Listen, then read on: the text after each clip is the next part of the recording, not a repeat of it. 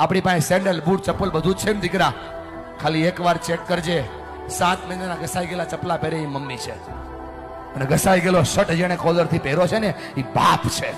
તમને ફરક પડે કે ના પડે, એમને ફરક પડે છે.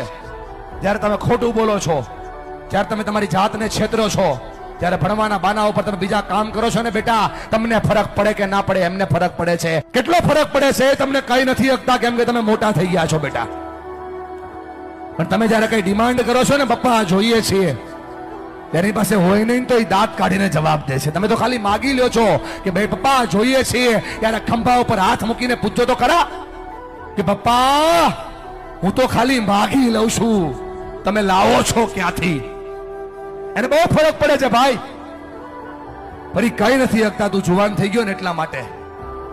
અને જો મારા પર ભરોસો ન હોય, ખાલી આંખોમાં ચેક કરીને કેટલો ફરક પડે છે. આ બાપની આંખમાં જે આંસુ પડે છે ને, એને એટલો ફરક પડે છે. એટલા માટે ભણો કે તમે તમારા માતા પિતાના સપનાને પૂરા કરી શકો.